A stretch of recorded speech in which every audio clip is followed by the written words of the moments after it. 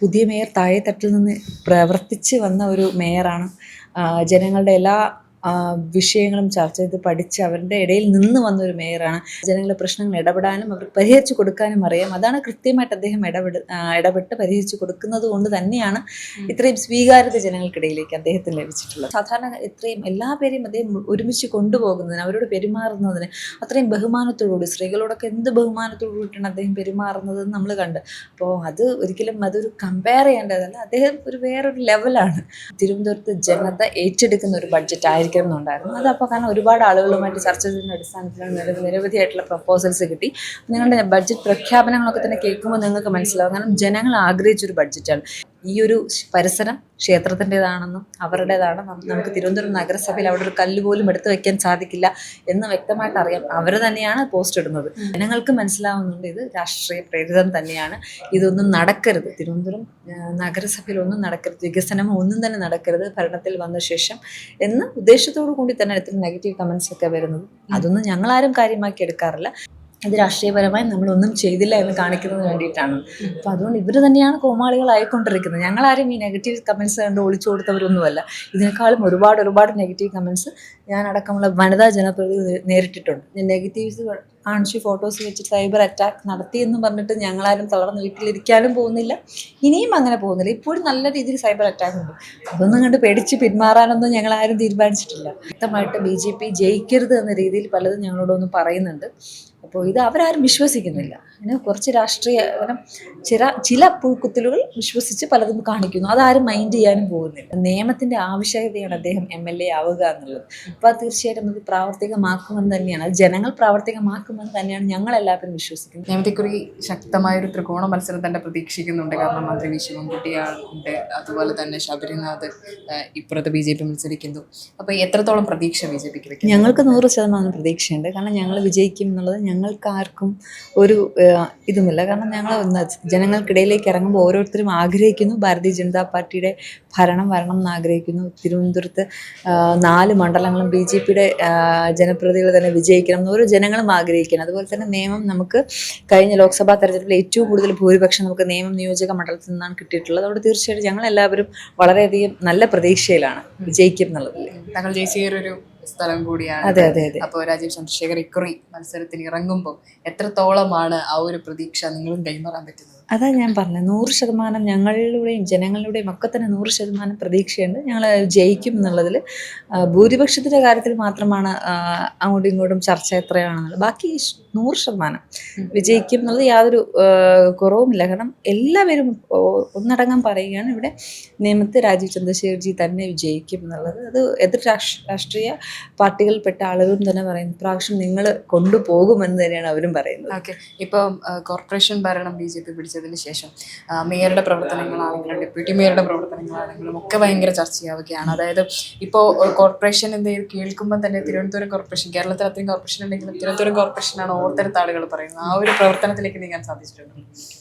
ആ ഒരു പ്രവർത്തനത്തിലേക്ക് നീങ്ങാൻ സാധിച്ച ഒരു സന്തോഷത്തിൽ തീർച്ചയായിട്ടും. കാരണം ഞങ്ങൾക്ക് ഭരണത്തിൽ വന്ന ശേഷം ഇത്രയും ദിവസം നല്ല രീതിയിലുള്ള പ്രവർത്തനം മറ്റു മേയറായാലും ഡെപ്യൂട്ടി മേയറായാലും ബാക്കി കൗൺസിലേഴ്സും സ്റ്റാൻഡിംഗ് കമ്മിറ്റി ചെയർപേഴ്സൺസും ഒക്കെ തന്നെ അവർക്ക് കൊടുത്തിട്ടുള്ള കർത്തവ്യം കൃത്യമായിട്ട് ചെയ്യുന്നുണ്ട്. അപ്പോൾ ഓരോ ഫയലായാലും കൃത്യമായിട്ട് നമ്മൾ വെച്ച് താമസിപ്പിക്കാതെ തന്നെ എല്ലാം നീങ്ങുവാനായിട്ടും ഒക്കെ തന്നെ ശ്രമിച്ചിട്ട് സാധാരണക്കാർക്കൊക്കെ തന്നെ അത് വളരെയധികം അവർക്ക്, കാരണം നാളിതുവരെയുമായാലും തിരുവനന്തപുരം നഗരസഭയുമായി ബന്ധപ്പെട്ട കാര്യങ്ങളൊക്കെ ചർച്ചയുമായിട്ട് വരുമ്പോഴായിരിക്കും ഒക്കെ തന്നെ പല ആവശ്യങ്ങളുമായിട്ട് ജനങ്ങൾ തിരുവനന്തപുരം നഗരസഭയിൽ വരുമ്പോൾ അവർക്ക് പലതും സാധിക്കാത്ത അവസ്ഥയായിരുന്നു. പക്ഷേ ഇപ്പോൾ അങ്ങനെയല്ല. നമ്മൾ കൃത്യമായിട്ട് ഫയലുകൾ എവിടെയാണോ അത് കൃത്യമായിട്ട് അത് പാസ്സാക്കി കൊടുക്കുന്നതിനും അവരെ കേൾക്കുവാനും അവരുടെ പ്രശ്നങ്ങളൊക്കെ തന്നെ അവർക്ക് എന്താണ് അവരുടെ കൂടെ നിൽക്കുവാനും എല്ലാ ജനപ്രതിനിധികളും മുൻകൈയെടുത്ത് നിൽക്കുന്നത് ഒരു നല്ല റെസ്പോൺസ് ആയിട്ടാണ് ജനങ്ങൾക്കിടയിലേക്ക് നമുക്ക് മനസ്സിലായത്. അപ്പോൾ അതൊക്കെ തീർച്ചയായിട്ടും നഗരസഭയുടെ തെരഞ്ഞെടുപ്പിൽ നമുക്ക് വന്നിട്ടുള്ള ആ ഒരു പോസിറ്റീവ് വൈബ്സ് തീർച്ചയായിട്ടും ഇപ്പോൾ ഈ ഒരു നിയമസഭാ തെരഞ്ഞെടുപ്പിൽ ഉണ്ടാകുമെന്ന് നമ്മളെല്ലാവരും പൂർണ്ണമായിട്ട് വിശ്വസിക്കുകയാണ്. എന്തുകൊണ്ടാണ് പുതിയ മേയർക്ക് ഇത്രയും സ്വീകാര്യത ലഭിക്കുന്നത്? പുതിയ മേയർ താഴെത്തട്ടിൽ നിന്ന് പ്രവർത്തിച്ച് വന്ന ഒരു മേയറാണ്. ജനങ്ങളുടെ എല്ലാ വിഷയങ്ങളും ചർച്ച ചെയ്ത് പഠിച്ച് അവരുടെ ഇടയിൽ നിന്ന് വന്നൊരു മേയറാണ്. മാത്രമല്ല ഭാരതീയ ജനതാ പാർട്ടി തിരുവനന്തപുരം ജില്ലാ അധ്യക്ഷനായിരുന്നു. മുൻപ് യുവജന പ്രസ്ഥാനങ്ങളുടെ സമരങ്ങളിലൂടെയും ഒക്കെ തന്നെ വന്ന ഒരു മേയറാണ്. അപ്പോൾ ജനങ്ങൾ എന്താണ്, അവരുടെ പ്രശ്നങ്ങൾ എന്താണെന്ന് മനസ്സിലാക്കാനും അത് പരിഹരിച്ച് കൊടുക്കുവാനും നിന്നിട്ടുള്ളൊരു മേയറാണ്. അപ്പോൾ സാധാരണക്കാരുടെ വിഷയങ്ങൾ, തിരുവനന്തപുരം നഗരസഭയുടെ വിഷയങ്ങളൊക്കെ തന്നെ പരിഹരിച്ച് കൊടുത്തിട്ടുള്ള വ്യക്തി എന്ന രീതിയിൽ അദ്ദേഹത്തിന് അറിയാം തിരുവനന്തപുരം നഗരസഭയുടെ ജനങ്ങളുടെ പ്രശ്നങ്ങൾ ഇടപെടാനും അവർക്ക് പരിഹരിച്ച് കൊടുക്കാനും അറിയാം. അതാണ് കൃത്യമായിട്ട് അദ്ദേഹം ഇടപെട്ട് പരിഹരിച്ച് കൊടുക്കുന്നത് കൊണ്ട് തന്നെയാണ് ഇത്രയും സ്വീകാര്യത ജനങ്ങൾക്കിടയിലേക്ക് അദ്ദേഹത്തിന് ലഭിച്ചിട്ടുള്ളത്. ആര്യരാജ്യത്തിന് ശേഷമായിരുന്നു വിവിരേഷ് മേയർ സ്ഥാനം ഏറ്റെടുക്കുന്നുണ്ടായിരുന്നത്. ആ സമയത്ത് തന്നെ താങ്കളുടെ ഒരു പ്രസ്താവന ഉണ്ടായിരുന്നു. അതായത് മുന്നത്തെ മേയറെ വിലയിരുത്തുമ്പോൾ അങ്ങനെ ആവരുതെന്ന് ജനങ്ങൾ തന്നെ പറഞ്ഞൊരു ഘട്ടം ഉണ്ടായിരുന്നു എന്നുള്ളത് എത്രത്തോളമായിരുന്നു? അല്ല, അത് തന്നെയാണ്. കാരണം ഞങ്ങൾ കഴിഞ്ഞ അഞ്ച് ടേമിൽ ഞങ്ങൾ 5 വർഷം അവിടെ കൗൺസിലറായിരുന്നു. ഞാനായാലും മേയറായാലും ഇപ്പോഴത്തെ സ്റ്റാൻഡിംഗ് കമ്മിറ്റി ചെയർപേഴ്സൺസും ഒക്കെ തന്നെ കഴിഞ്ഞ 5 ടേമിൽ അവിടുത്തെ കൗൺസിലേഴ്സായിരുന്നു.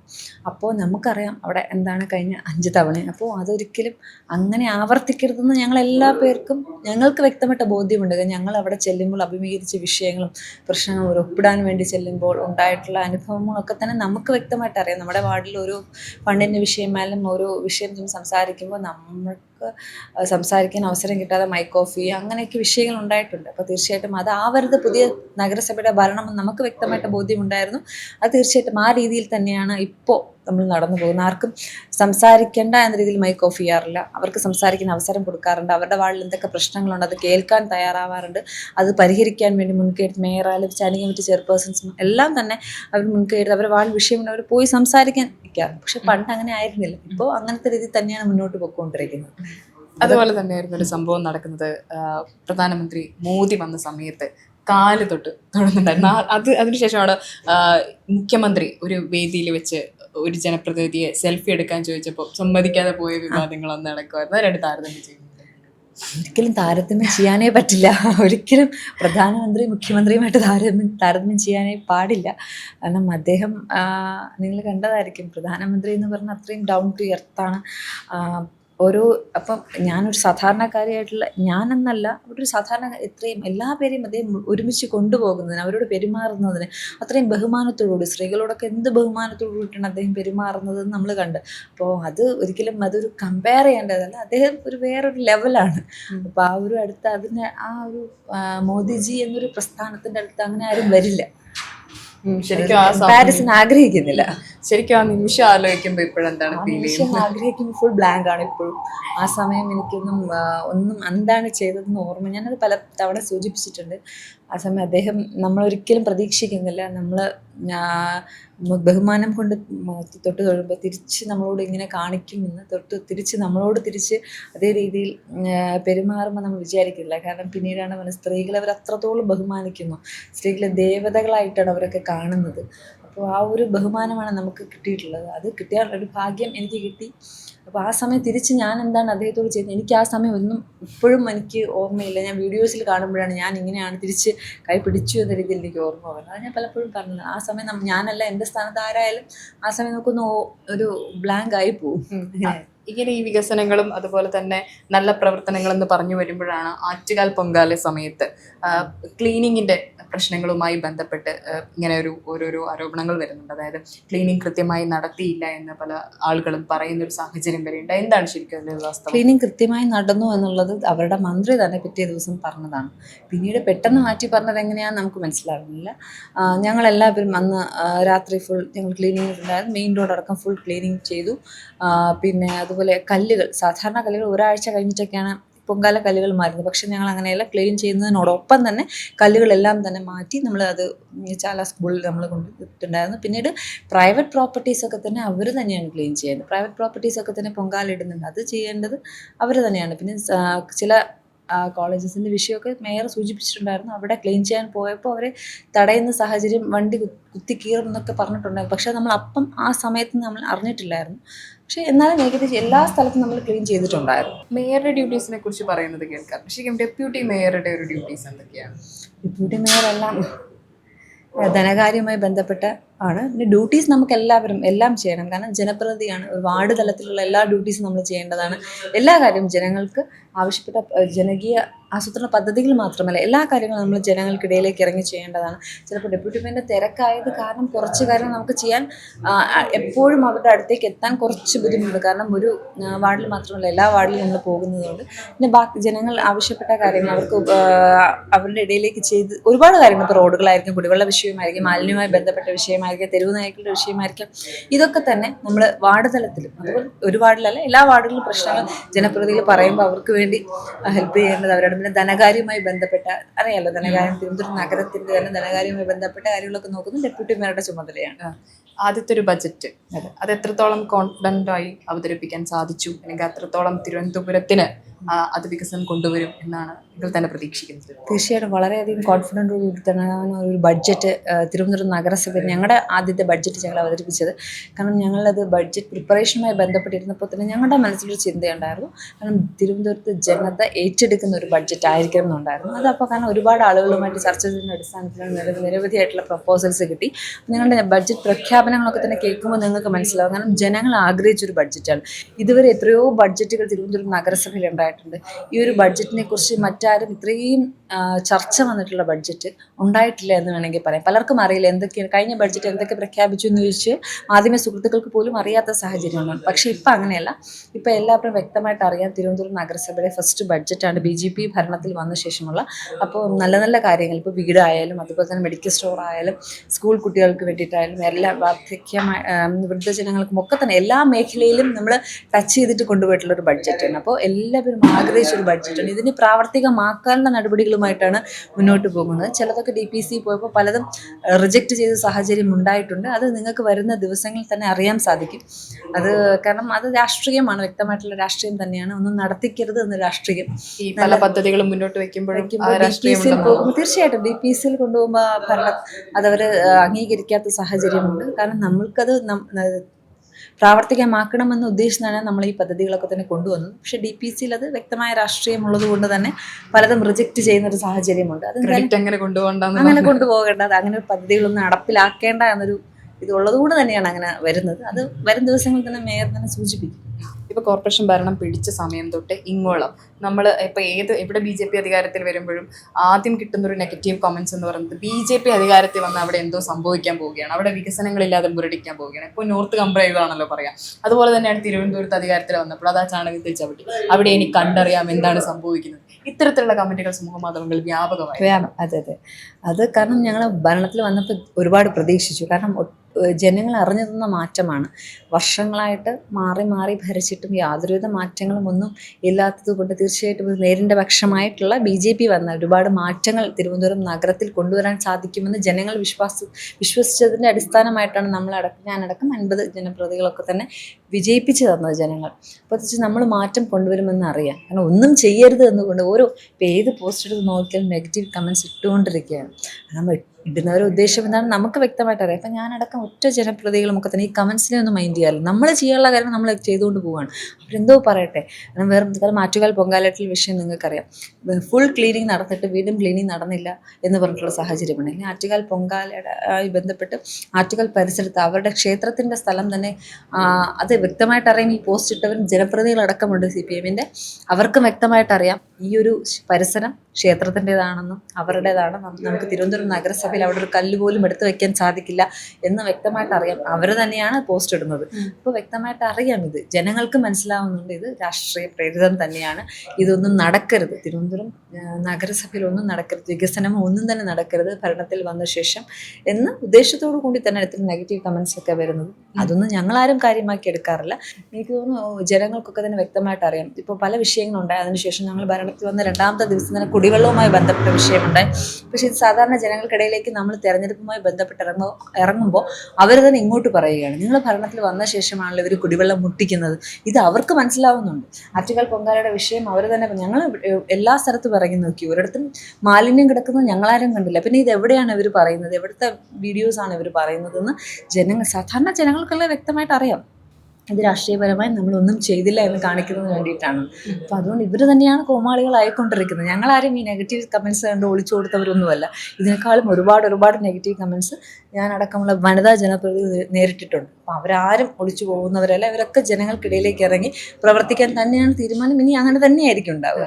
ആശാൻ അതിന് സ്വീകാര്യത കിട്ടിത്തുടങ്ങുന്ന ഒരു സമയത്ത് ഇപ്പോൾ പറഞ്ഞൊരു സൈബർ അറ്റാക്ക് ഉണ്ടല്ലോ, അതാദ്യമായി ഞാൻ ശ്രദ്ധിക്കുന്നത് ചാണ്ടിയുമ്മൻ്റെ വിഷയവുമായി ബന്ധപ്പെട്ടായിരുന്നു. ശരിക്കും അന്ന് എന്തായിരുന്നു സംഭവിച്ചത്? അതൊരു ഒഫീഷ്യൽ പരിപാടിക്ക് പങ്കെടുക്കുമ്പോൾ എല്ലാ രാഷ്ട്രീയ പാർട്ടികളിലെ ആളുകളും കാണുമല്ലോ. അപ്പോൾ നമുക്ക് അവരോടൊന്നും സംസാരിക്കാതെ അവരെ കൂടെ നടക്കാതിരിക്കാൻ സാധിക്കില്ല. ഇതിനെക്കാട്ടിലും ഏറ്റവും കൂടുതൽ ഞാൻ ഇവിടെ നേമം നിയോജക മണ്ഡലത്തിൽ ഒരു കൗൺസിലറായിരുന്നു. ഏറ്റവും കൂടുതൽ ഞാൻ പരിപാടിക്ക് പങ്കെടുത്തിട്ടുള്ളത് ശിവൻകുട്ടി മിനിസ്റ്ററുമായിട്ടായിരുന്നു. അപ്പോൾ അതെന്തുകൊണ്ട് സൈബർ അറ്റാക്കിന് വിധേയമായില്ല? അപ്പോൾ ഫോട്ടോ പ്രചരിപ്പിച്ചുകൊണ്ടായിരുന്നു ഭയങ്കരമായി. അത് സ്വാഭാവികമായിട്ടും രാഷ്ട്രീയം, ഇത്രയും വൃത്തികെട്ട രാഷ്ട്രീയം അത് ഉണ്ടാവും. അപ്പോൾ അവരിങ്ങനെ നെഗറ്റീവ്സ് കാണിച്ച് ഫോട്ടോസ് വെച്ചിട്ട് സൈബർ അറ്റാക്ക് നടത്തിയെന്ന് പറഞ്ഞിട്ട് ഞങ്ങളാരും തളർന്ന് വീട്ടിലിരിക്കാനും പോകുന്നില്ല, ഇനിയും അങ്ങനെ പോകുന്നില്ല. ഇപ്പോഴും നല്ല രീതിയിൽ സൈബർ അറ്റാക്ക് ഉണ്ട്. അതൊന്നും കണ്ട് പേടിച്ച് പിന്മാറാനൊന്നും ഞങ്ങളാരും തീരുമാനിച്ചിട്ടില്ല. ഇതൊന്നും കൂട്ടിയാൽ കൂടില്ല. എനിക്ക് മാത്രമല്ല കേട്ടോ, ഞങ്ങളെ പല കൗൺസിലേഴ്സിനും ഇത് വരുന്നുണ്ട്. അവരോടൊക്കെ തന്നെ അവരുടെ പോസ്റ്റിന് താഴെയും ഒക്കെ തന്നെ നെഗറ്റീവ് കമൻസ് വരുന്നുണ്ട്. പക്ഷെ അവരൊക്കെ തന്നെ പറയുന്നത് ഇതിനെക്കാട്ടിലും വലിയ സൈബർ അറ്റാക്ക് നേരിടുന്ന നമ്മളെ പ്രധാനമന്ത്രിയൊക്കെ തന്നെ നമ്മുടെ റോൾ മോഡലാണ്. അപ്പോൾ അവരൊന്നും ഇത് കണ്ട് കുലുങ്ങുന്നില്ലെങ്കിൽ സാധാരണക്കാരായിട്ടുള്ള ഞാനടക്കം എന്തിനു കുലുങ്ങണം? അതുപോലെ ഇത്തവണ മത്സരരംഗത്ത് ഉണ്ടാകുമെന്ന് പറഞ്ഞ് വലിയ രീതിയിലൊക്കെ സോഷ്യൽ മീഡിയയിലൊക്കെ പോസ്റ്റിലും കണ്ടിരുന്നു. ഞാൻ ചിറയൻകീഴ് മണ്ഡലത്തിൽ കഴിഞ്ഞ ടേം മത്സരിച്ചിട്ടുണ്ടായിരുന്നു. ആ ഒരു വീഡിയോ എടുത്തിട്ട് എല്ലാവരും മത്സരിക്കുന്നു എന്ന് പറഞ്ഞിട്ട് ആ ഒരു വീഡിയോ എടുത്ത് പലരും വിട്ടിട്ടുണ്ടായിരുന്നു. അതിനകത്ത് ആൾക്കാർക്ക് എന്നോടുള്ള സ്നേഹം കൊണ്ടായിരിക്കാം, മത്സരിക്കുന്ന താല്പര്യം കൊണ്ടായിരിക്കാം. ഇപ്പോൾ ഡെപ്യൂട്ടി മേയർ എന്നൊരു വലിയ ചുമതലയാണ്. അപ്പോൾ ആ ഒരു ചുമതലയിൽ നിന്നിട്ട് മത്സരിക്കണ്ട എന്ന് പാർട്ടി തന്നെ തീരുമാനിച്ചതാണ്. മേയറും ഡെപ്യൂട്ടി മേയറൊക്കെ തന്നെ ഈ വലിയൊരു ചുമതലയുള്ളത് കൊണ്ട് തന്നെ തിരുവനന്തപുരം നഗരത്തിൽ തന്നെ നിൽക്കുക, അവരുടെ കാര്യങ്ങളുമായിട്ട് നിൽക്കുക എന്ന് പാർട്ടി തീരുമാനിച്ചതാണ്. അതല്ലാതെ സ്വീകാര്യത ഏറിക്കൊണ്ടിരിക്കുകയാണ്. അതാണ് നമുക്ക് നേരത്തെ പറഞ്ഞ പോലെ അത് ഒരുപാട് വെല്ലുവിളികൾ നേരിടുന്ന ഒരു ചുമതല തന്നെയാണ് ഡെപ്യൂട്ടി മേയർ എന്ന് പറയുന്നത്. അപ്പോൾ ആ കാര്യങ്ങൾ ചെയ്ത് ഭംഗിയായിട്ട് മുന്നോട്ട് പോവുക എന്ന് തന്നെയാണ് നമ്മുടെ പ്രധാനപ്പെട്ട ലക്ഷ്യം. അപ്പം അത് തന്നെ ഏറ്റവും വലിയ ജോലിയാണ്. ഒരുപാടുണ്ട്, നമുക്ക് റെസ്റ്റ് ഇല്ലാത്ത ജോലി തന്നെയാണ്. എന്ത് തോന്നുന്നു ഇപ്പൊ നിയമത്തെ ജനങ്ങൾക്കിടയിലേക്ക് പ്രചാരണങ്ങൾക്ക് ഇറങ്ങി നിൽക്കുമ്പോൾ ഇപ്പൊ പല വിവാദങ്ങളും ഇപ്പോൾ സ്ഥാനാർത്ഥിയെ കുറിച്ച് തന്നെയാണെങ്കിലും ഉണ്ടാക്കാനുള്ള ശ്രമങ്ങൾ പല കോണിൽ നടക്കുമ്പോൾ ജനങ്ങൾ എങ്ങനെയാണ് പ്രതികരിക്കുന്നത്? ജനങ്ങൾക്ക് വ്യക്തമായിട്ട് അറിയാം. ഇപ്പം ജനങ്ങൾ, കാരണം ഞാൻ നേരത്തെ പറഞ്ഞ പോലെ തെരഞ്ഞെടുപ്പിൽ നമ്മൾ ഓരോ ജനങ്ങൾക്കിടയിലേക്ക് ഇറങ്ങുമ്പോൾ അവർ തന്നെ ഇങ്ങോട്ട് പറയുന്നുണ്ട്. തെരഞ്ഞെടുപ്പാകുമ്പോൾ ഓരോ ഇതുമായിട്ട് ഇറങ്ങുമല്ലോ. നമ്മുടെ സ്ഥാനാർത്ഥിയെക്കുറിച്ചും അതുപോലെ തന്നെ രാഷ്ട്രീയ പ്രസ്ഥാനത്തെക്കുറിച്ചും ഒക്കെ തന്നെ ഇവർ വന്ന് എന്താ ചെയ്യാൻ പോവുക എന്ന രീതിയിലും ഒക്കെ തന്നെ പലതും പോസ്റ്റർ മുഖേനയും ഒക്കെ തന്നെ ഇറക്കുന്നുണ്ട്. പക്ഷെ സാധാരണക്കാരായിട്ടുള്ള ജനങ്ങൾക്ക് വ്യക്തമായിട്ട് ഇത് പ്രത്യേകിച്ച് നിയമം ഇത് വരുമ്പോൾ ഓരോ ജനങ്ങളും പറയുന്നുണ്ട് ഇത് വ്യക്തമായിട്ട് BJP ജയിക്കരുത് എന്ന രീതിയിൽ പലതും ഞങ്ങളോടൊന്ന് പറയുന്നുണ്ട്. അപ്പോൾ ഇത് അവരാരും വിശ്വസിക്കുന്നില്ല. അങ്ങനെ കുറച്ച് രാഷ്ട്രീയ ചില പുഴുക്കുത്തലുകൾ വിശ്വസിച്ച് പലതും കാണിക്കുന്നു. അതാരും മൈൻഡ് ചെയ്യാനും പോകുന്നില്ല. ഇപ്പോൾ രാജീവ് ചന്ദ്രശേഖർ വ്യവസായ മേഖലയിലും കൂടി പ്രാധാന്യമുള്ള ഒരാൾ കൂടിയാണ്. അങ്ങനെയാണെങ്കിൽ അദ്ദേഹം അധികാരത്തിൽ വരികയാണെങ്കിൽ നിയമത്തിന് വികസനത്തിന്, അത് പ്രത്യേകിച്ച് ഈ വ്യവസായ മേഖലയ്ക്ക് എത്രത്തോളം ഉപകാരപ്പെടും? വ്യവസായ മേഖലയിൽ നിന്ന് മാത്രമല്ല എല്ലാ മേഖലയിലും അദ്ദേഹം നമ്മുടെ മാനിഫെസ്റ്റോ ഇപ്പോൾ ഇറങ്ങുമ്പോൾ നിങ്ങൾക്ക് മനസ്സിലാവും. ഏറ്റവും കൂടുതൽ ഞങ്ങളോട് വന്ന് പല കാര്യങ്ങളും പല പ്രപ്പോസൽസും തരുന്നത് യുവജനങ്ങളാണ്. നമ്മുടെ നാടിന് വേണ്ടിയിട്ടുള്ള വികസനം, നമ്മുടെ രാജീവ് ചന്ദ്രശേഖർജി അദ്ദേഹം സ്റ്റേറ്റ് പ്രസിഡൻ്റായി വന്ന സമയം മുതൽ അദ്ദേഹം പറയുന്നത് വികസിത കേരളം എന്നൊക്കെ തന്നെയാണ്. അത് വികസിത അനന്തപുരി, വികസിത നിയമം എന്നൊക്കെ തന്നെയാണ് അദ്ദേഹം പറയുന്നത്. അപ്പോൾ അദ്ദേഹത്തിന് കൂടുതൽ വികസനം കൊണ്ടുവരണം എന്നാണ്. അത് എല്ലാ രീതിയിലുള്ള വികസനവും, കെട്ടിടങ്ങൾ മാത്രമല്ല, നിരവധിയായിട്ടുള്ള പ്രോജക്റ്റുകൾ, യുവജനങ്ങൾക്ക് ആവശ്യമായിട്ടുള്ള പ്രോജക്റ്റുകൾ. നമുക്കറിയാം പലരും നമ്മൾ ഇവിടെ പഠിച്ചിട്ട് കഷ്ടപ്പെട്ട് പഠിച്ച് ചിലപ്പോൾ റാങ്ക് ലിസ്റ്റിലൊക്കെ തന്നെ വന്നിട്ടുള്ളതാണ്. റാങ്ക് ലിസ്റ്റിലൊക്കെ തന്നെ വന്നിട്ട് അവർക്ക് ഇവിടെ ജോലി ചെയ്യാൻ സാധിക്കുന്നില്ല. പല പാർട്ടി നിയമനങ്ങളും പിൻവാതിൽ നിയമനങ്ങളും കാരണം അവരുടെ ജോലി നഷ്ടപ്പെടുന്ന സാഹചര്യമാണ്. തീർച്ചയായിട്ടും അവർക്ക് ജോലി ചെയ്യാനുള്ള അവസരം ഉണ്ടാക്കി കൊടുക്കുക, അതിനു വേണ്ടിയിട്ടുള്ള പഠനങ്ങളൊക്കെ തന്നെ അദ്ദേഹം കൊണ്ടുവരും എന്നുള്ളത് യാതൊരു സംശയവുമില്ല. അത് മാത്രമല്ല നിരവധിയായിട്ടുള്ള കാര്യങ്ങൾ, ഇപ്പോൾ ടൂറിസം മേഖലയിൽ അല്ലെങ്കിൽ വ്യാവസായിക മേഖലയിലും ഒക്കെ തന്നെ നിരവധിയായിട്ട് അദ്ദേഹത്തിന് ഒരുപാട് കാഴ്ചപ്പാടുള്ളൊരു മനുഷ്യനാണ്. അപ്പോൾ നമുക്ക് തീർച്ചയായിട്ടും അദ്ദേഹത്തിൻ്റെ നിയമത്തിൻ്റെ ആവശ്യകതയാണ് അദ്ദേഹം MLA ആവുക എന്നുള്ളത്. അപ്പോൾ അത് തീർച്ചയായിട്ടും അത് പ്രാവർത്തികമാക്കുമെന്ന് തന്നെയാണ്, അത് ജനങ്ങൾ പ്രാവർത്തികമാക്കുമെന്ന് തന്നെയാണ് ഞങ്ങളെല്ലാവരും വിശ്വസിക്കുന്നത്. അതുകൊണ്ട് അല്ലെങ്കിൽ ജനങ്ങൾ ആവശ്യപ്പെടുന്ന നിരവധിയായിട്ടുള്ള പദ്ധതികൾ നിയമത്തിൽ കൊണ്ടുവരും എന്നുള്ളത് യാതൊരു സംശയമില്ല.